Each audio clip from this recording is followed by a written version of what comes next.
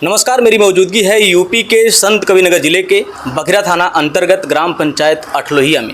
ये देख रहे हैं हमारे साथ बातचीत करने जुड़ गए हैं साथा ब्लॉक के प्रधान संघ अध्यक्ष रणवीर पांडे जी और अठलोहिया ग्राम पंचायत के ग्राम प्रधान हैं।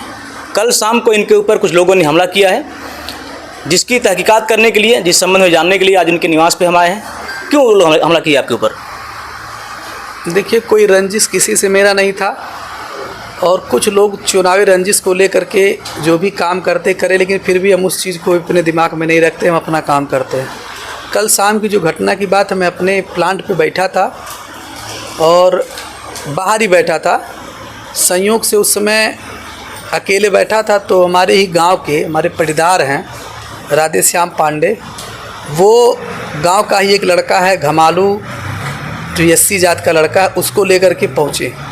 रोड पर गाड़ी खड़ा किए और गाड़ी खड़ा करने के बाद घमालू वहीं रोड पर ही था और ये हमारे पास आए। चूँकि घमालू से मेरी कोई बातचीत नहीं रहती थी, वो थोड़ा राजनीतिक रूप से हमसे दुश्मनी रखता है, तो ये हमारे पास आए और आकर के बगली कुर्सी पे बैठ गए। इन्होंने कहा कि चाचा, हमारा शौचालय वाला पैसा नहीं आया। चूँकि ये व्यक्तिगत शौचालय का आवेदन किए हैं, करीब 5-6 महीना पहले आवेदन किए हैं, तो हमने वेरीफाई भी कर दिया था। तो इन्होंने कहा चाचा, शौचालय हमारा नहीं आया। तो हमने इनसे कहा पैसा नहीं है सरकार के पास संभवतः, इसलिए नहीं आया, कुछ सेकंड किस्त भी नहीं आया है। तो ये चूँकि ये दारू पिए थे तो ये हमारे बगलिए में आकर के बैठे थे, तो ये इसने बोला कि और एक छोटा सा एक अपशब्द भाषा में कि काम नहीं करवा पा रहे हैं आप। तो हमने कहा कि ऐसा नहीं है और तुम ज़्यादा पी लिए हो क्या? तो ये कह रहा हाँ चाचा सॉरी, और थोड़ा था लग गया था, सॉरी चाचा गलती हो गया। हमने कहा अच्छा रुको, ठीक है, हम बात करते हैं जिले पर। जिले पे मैंने जो है तत्काल में सर्वप्रथम मैं अपने ब्लॉक पर फ़ोन किया। वहाँ जो स्वच्छता ग्राही हैं हमारे पवन सुद पांडे जी, उनके पास मैंने फ़ोन किया तो उन्होंने बताया भैया 5-6 महीने से पैसा नहीं आया, पैसा आने वाला है और जल्दी ही आ जाएगा। फिर मैंने अपनी संतुष्टि के लिए पुनः हम जिले पर फ़ोन किए केसी मिश्रा के पास कि पैसा कब तक आएगा। तो उन्होंने कहा प्रधान जी पैसा नहीं आया, यूसी हम लोग बनाकर भेज दिए हैं और पैसा अतिशीघ्र आएगा। गवर्नमेंट जो है अभी सेकंड किस्त 45-46 लोगों का बाकी है और सेकंड किस्त का भी करीब 2.25 करोड़ रुपये बाकी, वो आ जाएगा तो इकट्ठे उसके बाद दे देंगे, थोड़ा वेट कीजिए। हमने उनसे रिक्वेस्ट भी किया कि हमारे गाँव का थोड़ा जल्दी कर दीजिएगा। इसी बीच एक गांव के ही एक हमारे बुजुर्ग आ गए, पुराना ग्राम बगल में राजस्व गाँव पुराना हुआ है, तो थोड़ा उनका राशन कार्ड हमारे ही यहाँ से है। तो उन्होंने हमसे कहा प्रधान जी और हमारा जो है रसनों हमारा नमवा जुड़वा दीजिए कार्डवा में। चूँकि हमारी पत्नी थोड़ा बीमार रहती है, आने जाने में दिक्कत होता है, अकेले ही उनका नाम उस राशन कार्ड में है। हमने कहा ठीक है, जुड़वा देंगे चाचा।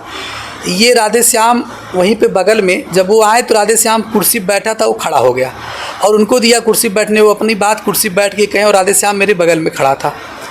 उसके बाद उससे वो कहा, राधे श्याम पूछा उनसे सुदामा से कि और आप हमको हो गया आपका काम? तो बोले हाँ हो गया। तो हमने कहा कि कोई ज़रूरी है, कहाँ काम तुम्हारा? तो कहा कि हाँ हमको ज़रूरी बात करनी है। तो हमने कहा चाचा, चूँकि हमारे चाचा लगते हैं सुदामा, हमने कहा चाचा जाइए थोड़ा इससे बात कर लें। ये लगभग हम सोचे कि लगभग ये जो है 5-6 महीना पहले हमको खेत लिखा था और इसकी आदत थोड़ा ठीक नहीं है, दारू वारू पीता है। तो हम सोचे हो सकता है फिर इसको बेचने वाली बात हो, सोच रहा हो कि चाचा को दिए हैं फिर चाचा को दे दें, या और कोई भी मैटर। इसका ज़मीन का एक गांव में है जो बेच दिया है, दूसरे की ज़मीन गलती से खतौनी में नाम चढ़ गया था तो बेच दिया था, तो वो भी प्रकरण हमारे पास आया था। हमने कहा हो सकता है उस संबंध में भी बात करना चाहता हूँ। चूँकि हम प्रधान, हम तो किसी के अंदर की बात जानते नहीं कि किस मैटर में कौन हमसे क्या व्यक्तिगत बात करना चाह रहा है। तो हमने उनको हटा दिया। ये बैठा था तो ये आया खड़ा था, उसके बाद कहा कि थोड़ा मोबाइल हमको अपना दीजिए। तो हमने कहा क्या करोगे? कहे कि बगल में एक ईंटा रखा था तो लाल वाला, तो ईंटा उठा करके कह रहा कि इसी ईंटवा से मोबाइल आपका कूचेंगे।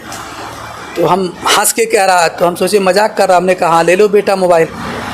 तो चूँकि हमको ये थोड़ी पता था कि ये जो है हमारे ऊपर हमला करने की साजिश से आया हमको मारने पीटने के लिए। हमने मोबाइल उसको दे दिया। मोबाइल उठा करके मेरा, जहाँ हम बैठे उसके पीछे साइड में मोरंग गजी, उस पर फेंक दिया। तो हमने पूछा मोबाइलिया क्यों फेंके? इसके बाद ये तुरंत जो है जो ईंटा अपने हाथ में लिया तो उस ईंटे से मेरे बाएं तरफ, मैं बैठा ही था कुर्सी पर, वो खड़ा था, प्रहार लगातार 3 बार किया। और जब तक ईंट से हमला कर दिया? हाँ तुरंत, जब तक मैं संभलता। उसी बीच में ये जो है हम इसको पकड़े, इसके जो है मुंह को पकड़े और ये अपने दांत से मेरे जो है देखिए यहाँ पे दिखा दे, यहाँ पे पूरा इसे पकड़ लिया जबड़े से, ये काट लिया।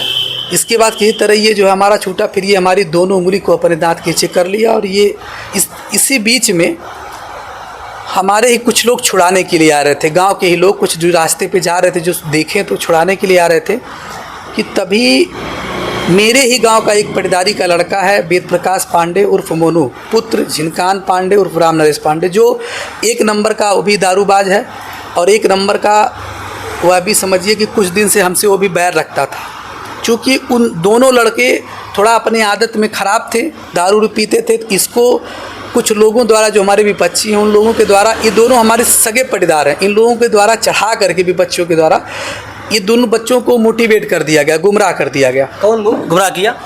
गुमराह करने वाले हमारे विपक्षी हैं। और कल की जो घटना हुई है उसी घटनाक्रम में मैं आता हूँ कि जब हमारी हाथापाई हो रही थी, हमको मार रहा था, इसी बीच में कुछ लोग जब छुड़ाने के लिए आए तो जो मोनू है वो एकाएक आ गया, वहाँ पर आया और सरिया, लोग बोले कि सरिया लेकर के आया था। और ये जो है लोगों से हम खुद सुने कि लोगों का कोई बीच में पड़ेगा नहीं। हमको जब ये जो है हमसे झगड़ा हो रहा था तो कोई नहीं आया था, कोई बीच में पड़ेगा नहीं। इसके बाद जो है ये लोगों को वहाँ डर के मारे उसके लोग आए नहीं, हमको लगातार वो जो है राधे श्याम द्वारा हमको पीटा गया। चूँकि वो हैवी बॉडी का आदमी है और उसके हाथ में ईंटा था और कोई यंत्र था, उससे भी मारा है। इसके बावजूद जब लोगों द्वारा हमको छुड़ाया गया, फिर मैंने देखा कि ये जो वेद प्रकाश पांडे हैं, ये वेद प्रकाश पांडे और मोनू पांडे, ये अपनी जो इनकी गाड़ी रिक्शा चलाते उसमें से कुछ हथियार लेकर के, जो रिंच उंच टाइप का हथियार, उसको लेकर के मेरे तरफ मारने के लिए आए थे। चूँकि मैं लोगों के बीच में था, ये मार नहीं पाए, उसी बीच किसी के द्वारा वीडियो बना लिया गया, जो वीडियो में पूर्ण रूप से स्पष्ट है कि मोनू द्वारा किया गया। ये जब थोड़ी देर के बाद मेरा दिमाग ये काम किया कि ये घटना कैसे हुई, तो मैं सोचने लगा कि थोड़ी देर पहले, चूँकि मैं करीब 5 और 5:30 बजे के बीच में मैं गया था अपने प्लांट से ही चौराहे पे गया था, हमारी बच्ची का तबीयत ख़राब था, उसके जो है मुंह में छाला पड़ा था। तो वहाँ पे एक जो है डॉक्टर हैं, शुक्ला मेडिकल स्टोर करके, मनीष शुक्ला डॉक्टर हैं, मतलब मेडिकल स्टोर उनका चलता है। मैं वहाँ गया, उनसे दवा लिया। उस समय मैंने देखा कि इस घटना के पूर्व की बात बता रहे, घटना करने के पूर्व जब मैं देखा था, मैंने देखा था कि वहाँ पर राधे श्याम और घमालू दोनों लोग हमारे प्लांट की तरफ से ही गए थे और जा कर के गाड़ी खड़ा किए। गाड़ी खड़ा करने के बाद ये लोग हमारे ही गांव में एक दुकान खोले हैं, विनोद कुमार चौबे, जो भरवलियाँ के रहने वाले शंकर दयाल चौबे पूर्व प्रधान थे, वर्तमान में अशोक चौबे उनके भाई हैं, जो प्रधान है उनके भाई हैं ये विनोद कुमार चौबे। और ये जो है पूर्ण रूप से साजिश काम करते हैं। लगातार ये कई लोगों को गुमराह करके गांव में विवाद करवाए हैं। चूँकि इनका गांव है नहीं, ये लोगों को दारू पीने का पैसा देते हैं, लोगों को चढ़ाते हैं कि विवाद हो जाए गांव में हमेशा, ताकि प्रधान बदनाम हो जाए। मैं इस चीज़ को हमेशा प्रोटेस्ट करता हूं और ये कहीं ना कहीं हमको दबाना भी चाहते हैं, हमारे खिलाफ हमेशा षड्यंत्र रचते हैं। बीच में हमको ये भी पता चला था कि ये जो है ये लोग साजिश किए हमको मारने पीटने के लिए, लेकिन हम उस चीज़ को बहुत हल्के में लिए। हमने सोचा ऐसा तो कुछ है नहीं गाँव में। कल जब मैंने देखा कि करीब 5 साढ़े 5 बजे के बीच में राधे श्याम और घमालू दोनों लोग जब हमारे प्लांट की तरफ से गाड़ी लेकर के कहीं गए थे, वो लोग दारू पीने गए थे। कहाँ गए थे मैं नहीं जानता कहाँ गए थे, लेकिन जब मेडिकल स्टोर पे मैं बैठा था उस समय मैं देखा कि ये लोग उधर से आए थे, यानी हमारे प्लांट की तरफ से आए थे, ला करके गाड़ी खड़ा किए के लिए। ये लोग कहाँ थे? ये लोग मेडिकल स्टोर के जस्ट सामने विनोद चौबे का बिल्डिंग मटेरियल का दुकान है। तो जब मैं वहाँ दवा ले रहा था उस समय मैं देखा कि विनोद चौबे बैठे थे अपने दुकान के बरामदे में, जो उसका पतरा का बरामदा बना उसमें बैठे थे। जब घमालू और राधे श्याम आए उनकी दुकान के किनारे खड़ा किए गाड़ी, तो तुरंत सभी लोगों को ले करके ये अंदर चले गए।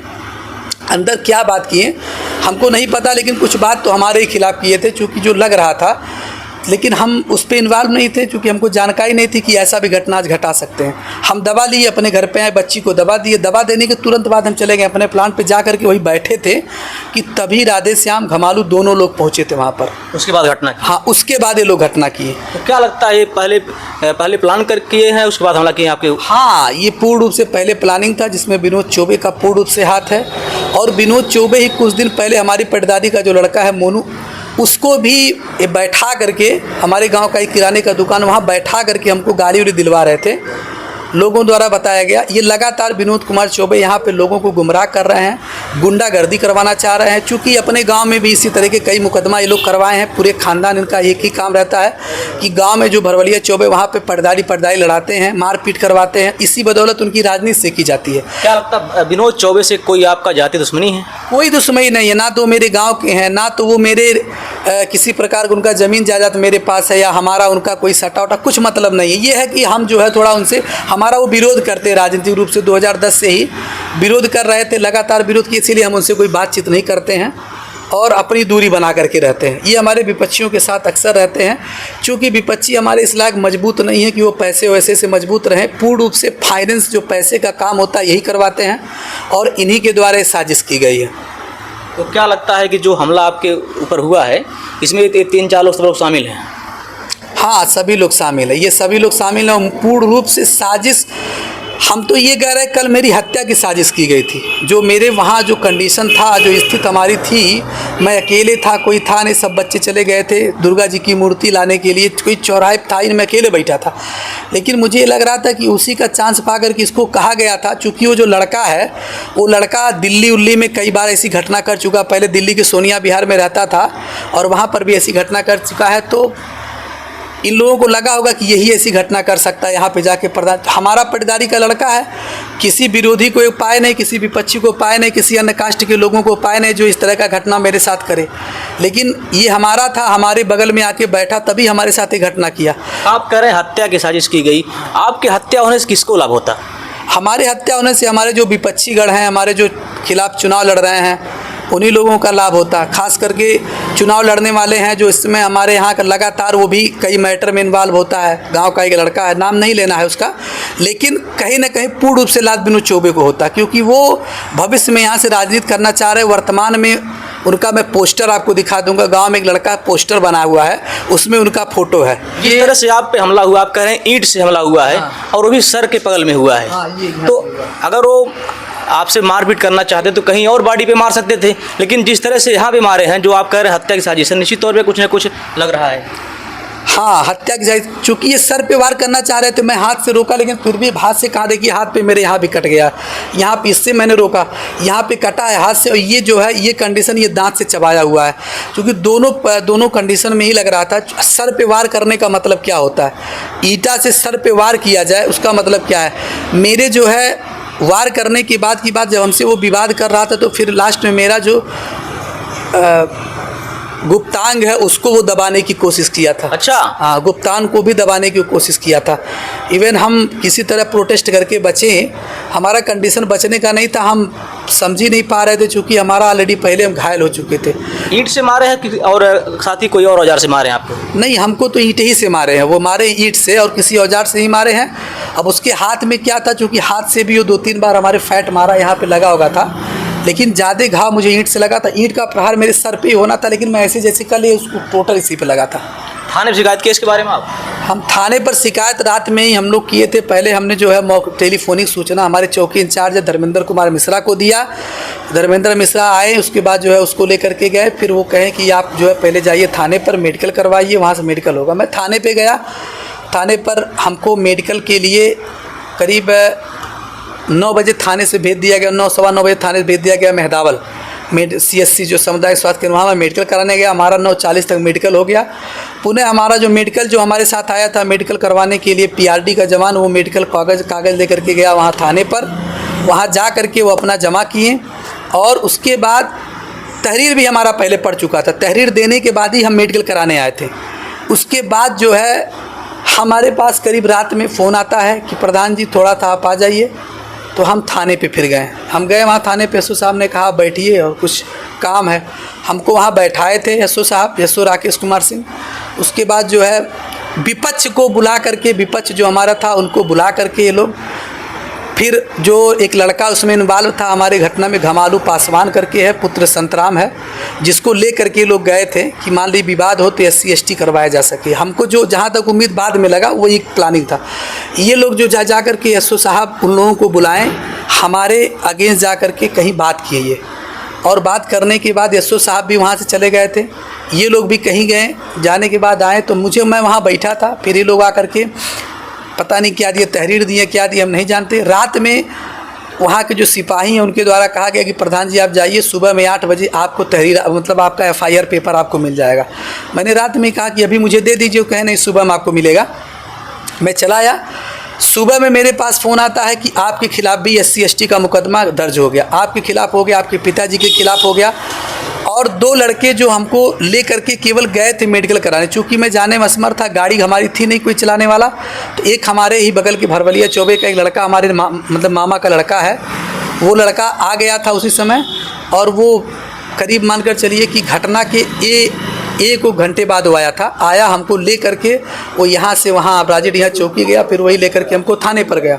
आप कह रहे हैं कि SC बिरादरी का जो लड़का था उससे कोई विवाद नहीं हुआ आपका? कोई विवाद वो नहीं। घटना में था नहीं, वो आया लेकिन चला गया, फिर SC ST कैसे लग गया आपको? जैसे वो लड़का क्या था कि राधेश्याम उसके साथ आए, राधेश्याम पर जब आए तो राधेश्याम गाड़ी चला रहे थे, वो पीछे बैठा था, गाड़ी को खड़ा किए, उसके बाद वो लड़का चला गया कहीं दूर, थोड़ा बगल में एक डॉक्टर की दुकान, वहाँ चला गया था, बगल में ही है, डॉक्टर रामचंद्र सिंह की दुकान की तरफ गया, और ये राधेश्याम हमारे पास आया। घटना टाइम पे नहीं था ना वो? नहीं, जब घटना हुई तो वो नहीं था। उसके बाद आया, फिर क्या हुआ कि जब ये हमारे ऊपर हमला करने के लिए प्लानिंग कर रहा था पीछे से राधेश्याम, तो उस समय जो घमालू को मैंने देखा, हम तो ऐसे बैठे थे, उसके बाद देखा कि घमालू गाड़ी को चालू किया, फिर चालू करके घमालू एक्सीलेटर ऐसे कर रहा था जैसे होता कि कोई लूटपाट करके किसी को कि लूटपाट के आए और भागना चाहे तो लेकर के चालक लेकर के गाड़ी चालू रख के भागे, उस कंडीशन में गाड़ी थी। लेकिन घटना में मारपीट के समय भी घमालू नहीं आया। घमालू मतलब अंतिम तक घमालू मारपीट में नहीं शामिल था, उसके सहयोग में था। सहयोग ये था कि उनकी गाड़ी को लेकर के भागने वाले सहयोग में था कि उनको लेकर के भागेंगे। जिन लोगों ने आपके साथ मारपीट की है, पुलिस उनके खिलाफ कोई मुकदमा दर्ज की कि नहीं की?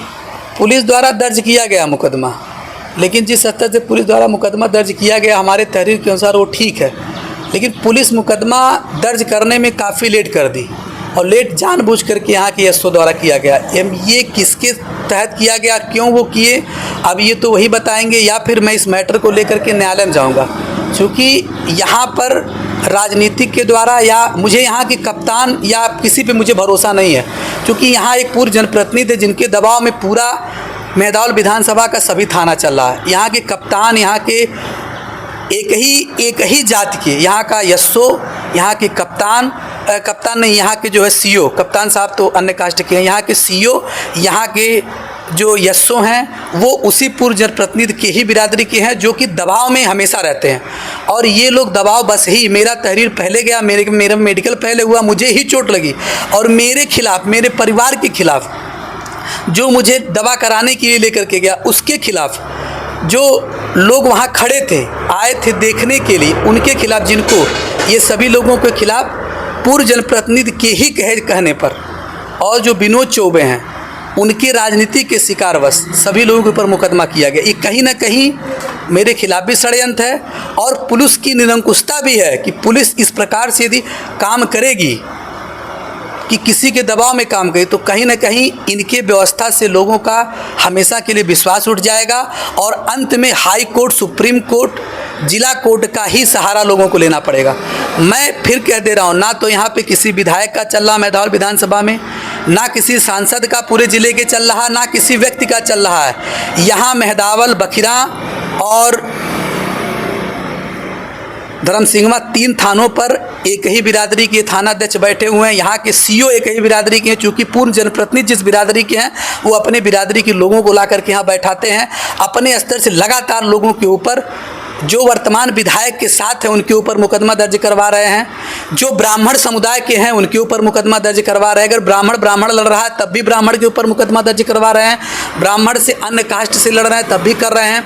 देखिए, इस मामले को ले लीजिए, ये मामला 2 पटीदारों के बीच का था, इसमें तीसरे लड़के को ला करके उससे झूठा मुकदमा दर्ज करवा दिए कि SC ST का मुकदमा हो जाएगा, और प्रधान के खिलाफ बाद में चल के और कोई कार्रवाई करेंगे। SO द्वारा मुझे गुमराह करके थाने से भेज दिया गया। SO द्वारा मेरा मुकदमा FIR बाद में दर्ज किया गया, पहले हमारे विपक्षी का दर्ज किया गया। कहीं ना कहीं SO भी इस मामले में साजिश में शिकार है, और लोगों द्वारा यह भी कहा गया कि वर्तमान SO जो हैं बखिरा, वो उस पूर्व जनप्रतिनिधि के ही इशारे पे काम करते हैं, और लगातार जो कहते हैं उन्हीं को सुनते हैं। इससे कहीं न कहीं लोगों की न्याय व्यवस्था, जो बखिरा थाने के अंतर्गत जितने भी ब्राह्मण समुदाय के लोग हैं, अन्य कास्ट के लोग हैं, जो उस यस्सो की बिरादरी से हट के हैं, या यस्सो की ही बिरादरी की वो लोग हैं जो पूर्व जनप्रतिनिधि से विरोध में रहते हैं, उनके खिलाफ भी मुकदमा दर्ज करवाते हैं। आप कहना चाहते हैं कि यहाँ पे जातिवादता हो रही है? जातिवादता यहाँ पूर्ण रूप से हो रही है।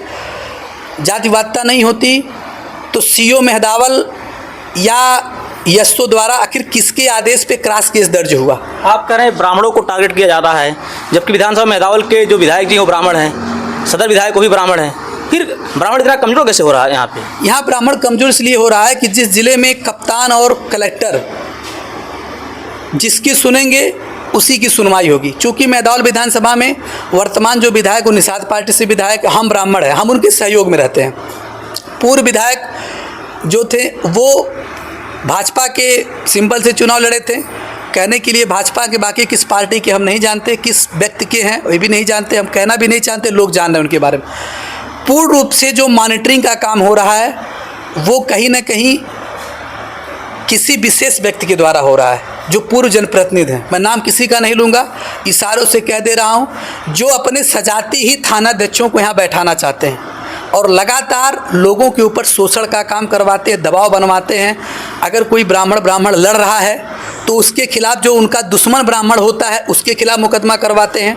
अगर ठाकुर में लड़ाई हो रहा है तो जो ठाकुर उनके विरोध में रहता है उसके खिलाफ मुकदमा हो रहा है। अगर ब्राह्मण या अन्य समुदाय में लड़ाई हो रहा है तो अन्य समुदाय के साथ, वो अगर एससी कास्ट का है तो मुकदमा करवा देते हैं, एससी एसटी का। अगर ब्राह्मण का बैकवर्ड कास्ट है तो बैकवर्ड कास्ट, ये नहीं देखते हैं न्याय क्या अन्याय का। मैं भी एक जनप्रतिनिधि हूँ, प्रधान संघ का अध्यक्ष हूँ, हमारे सभी प्रधान साथी लगातार सुबह से लगे हुए हैं। LIU डिपार्टमेंट फ़ोन कर रहा है कि धरना प्रदर्शन न हो। लगातार हमने प्रधानों को मैंने कहा कुछ करना नहीं है, मैं बताता हूँ क्या करना है। मैं भी अगर दिखाना है तो मैं भी दम दिखा दूँ, मैं पूरा थाना घेर दूँगा, पूरा मैं सीओ ऑफिस घरवाने के लिए तैयार हूँ, मेरे गांव के लोग जाके घेरने के लिए तैयार हैं। इतना हल्के से राजनीति नहीं करता हूँ, लेकिन अगर इस तरह से द्वेष बस एक जनप्रतिनिधि को मारा जाएगा और जनप्रतिनिधि लोग इसमें गलती से, गलत तरीके से मुकदमा SC ST का दर्ज करवाएंगे, पीड़ित का सहायता नहीं लेंगे। हम पीड़ित हैं, हमको ही चोट लगा है, हमारे साथ ही हमको हत्या की मेरा प्रयास किया गया और उसको बचाने के लिए क्रॉस केस किया गया। मैं कप्तान महोदय, आप लोगों के माध्यम से कप्तान महोदय से पूछना चाह रहा हूँ कि ये हमको कप्तान महोदय बताने का काम करें कि आखिर क्रॉस केस किसके आदेश से दर्ज हुआ। पहले मेरा मेडिकल हुआ, पहले मैं तहरीर दिया, मौखिक भी तहरीर दिया, मौखिक भी हमने सूचना दिया, लिखित भी। यस्सो धर्मेंद्र मिश्रा जो चौकी इंचार्ज, वो उस व्यक्ति को लेकर चौकी पर गए। सब काम मेरा पहले टाइम से हुआ, फिर भी मेरा जो मुकदमा है वो बाद में दर्ज हुआ। पहले मेरे विरोधी का दर्ज हुआ। यस्सो हमसे बात बाद में किए, पहले विरोधी से बात किए, विरोधी को लेकर के मेरे सामने यस्सो कहीं गए थे, सारा प्लानिंग हुआ था। हमको तो ये भी सूचना मिला है कि टणवरिया का कोई वकील साहब हैं जो रात में तहरीर वही लिखे हैं और किसी व्यक्ति के दबाव में आकर के रात में जग करके, एक जर्नलिस्ट हैं, तहसील प्रभारी हैं किसी पत्रकारिता के, उनके कार्यालय पर ये लिखा गया है। अब इस चीज़ की भी मैं पुष्टि करूंगा, चूँकि देखिए भैया, कानून का सहारा मैं लूँगा। मैं इस मामले को लेकर के न्यायपालिका के अंतिम चरण तक जाऊंगा, मैं बैठूंगा नहीं। मुझे करवाना है तो इसको फाइनल ही करवाना है, क्योंकि अगर मैं कहीं ना कहीं कप्तान से कहूँगा तो कोई सुनवाई मेरा नहीं होगा। मैं सीओ से कहूँ कोई, क्योंकि देख रहा हूँ यहाँ पे किसी का चलने वाला नहीं है, एक व्यक्ति के ही आगे सारी सिस्टम यहाँ पे घूम रही है। उत्तर प्रदेश में जीरो टॉलरेंस की नीति चल रही है और आप कह रहे हैं यहाँ चलने वाला नहीं है। कोई जीरो टॉलरेंस नहीं है, ब्राह्मणों के लिए कोई जीरो टॉलरेंस नहीं। जिसका जो दुश्मन है, बड़े लोगों को बड़े लोग खत्म कर रहे हैं, ब्राह्मण लोगों को छोटे लोग खत्म कर रहे हैं।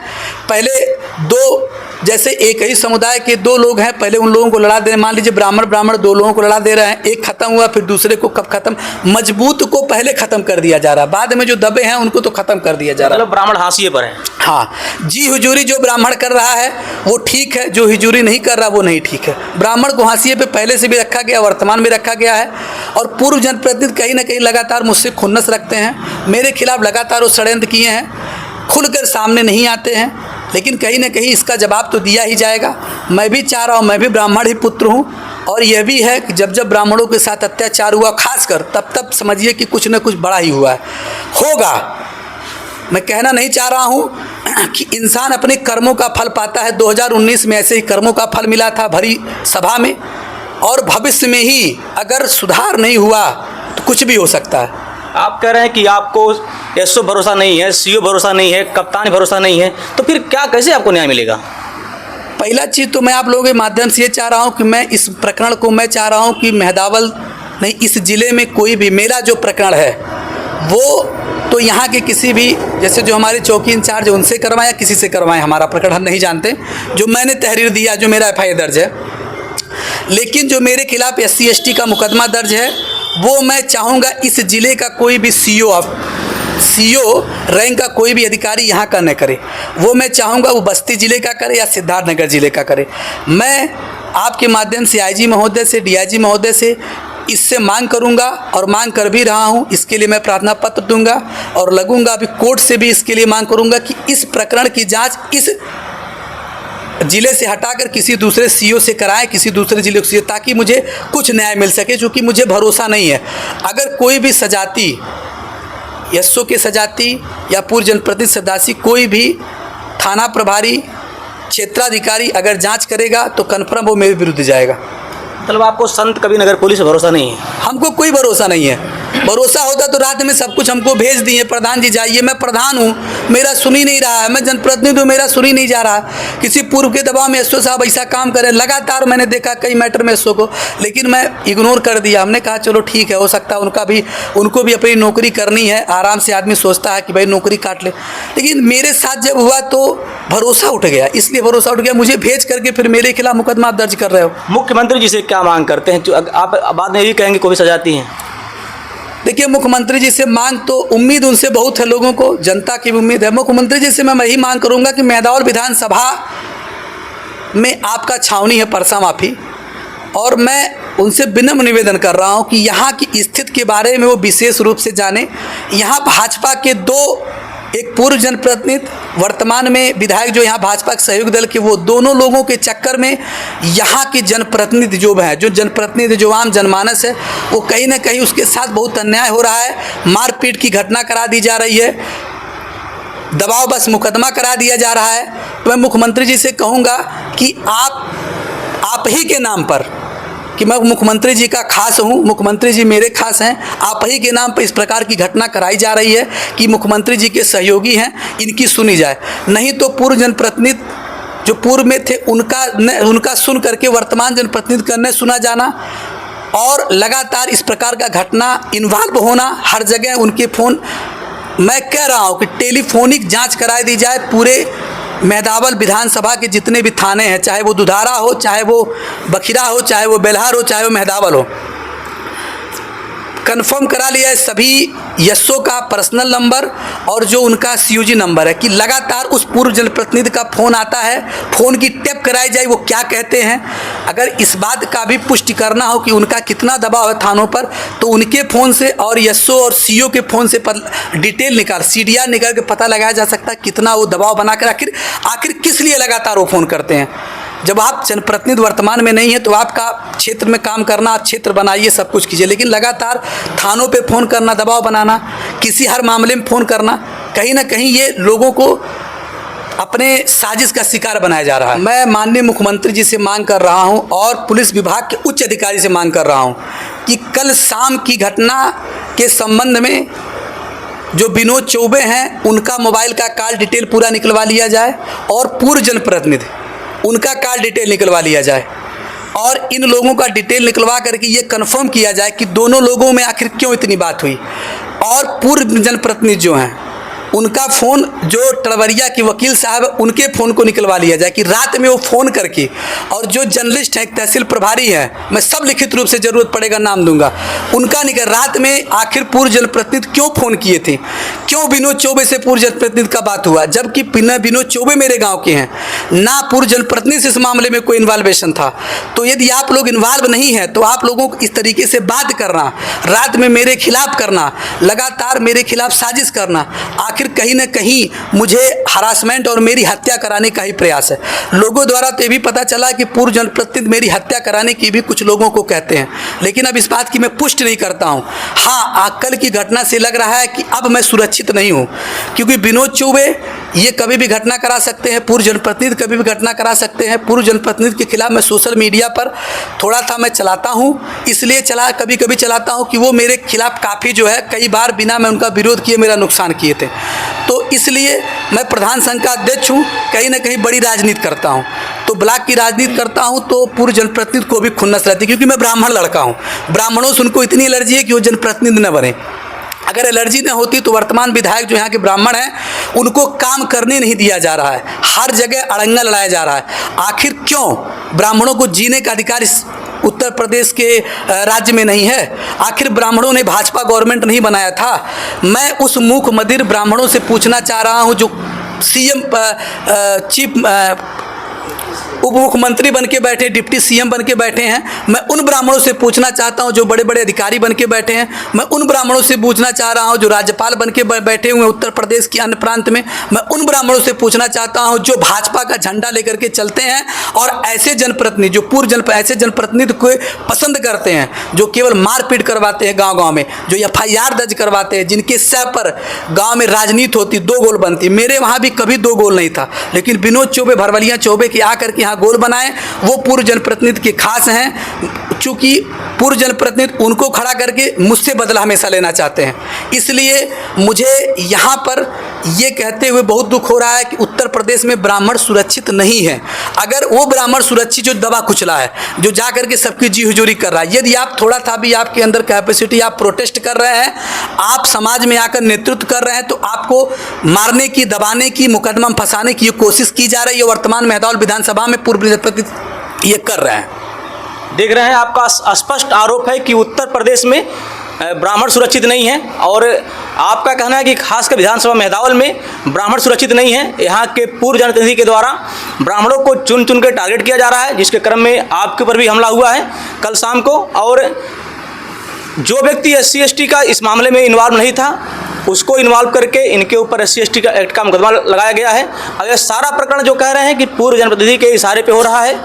और यहाँ पे जो पुलिस के अधिकारी हैं, इनका आरोप है कि जो पुलिस के अधिकारी हैं वो पूर्व प्रतिनिधि, जो जनप्रतिनिधि हैं, उनके सजाती हैं, जिससे इनको भरोसा नहीं है। और जो इस पूरे मामले की जो जांच की ये मांग कर रहे हैं, वह संत कबीरनगर पुलिस को नहीं सौंपना चाह रहे हैं। इनका मानना है कि जो पुलिस इस मामले की विवेचना करे वो सिद्धार्थनगर या बस्ती की पुलिस करे और पूर्व जनप्रतिनिधि की सजाती न हो। फिलहाल आप जो हमारे दर्शक हैं, आपकी बातों पे आप सभी की क्या प्रतिक्रिया है? और संत कबीरनगर में ब्राह्मण सुरक्षित है कि नहीं सुरक्षित हैं? आपका आरोप है कि ब्राह्मण हाशिए पर हैं, जबकि संत कबीरनगर में 2 विधायक ब्राह्मण हैं। फिर भी अगर ब्राह्मणों की स्थिति संत कबीरनगर में इतनी दयनीय है तो निश्चित तौर पर चिंता की बात है। जबकि उत्तर प्रदेश सरकार लगातार दावा करती है कि प्रदेश में 0 टॉलरेंस की नीति है, तो क्या यही 0 टॉलरेंस की नीति है? और वह 0 टॉलरेंस की नीति संत कबीरनगर में लागू है कि नहीं लागू है? आप लोग कमेंट कर बताएं। मिलते हैं अगली वीडियो में फिर नई खबर साथ एक नई जगह से। तब तक के लिए जय हिंद।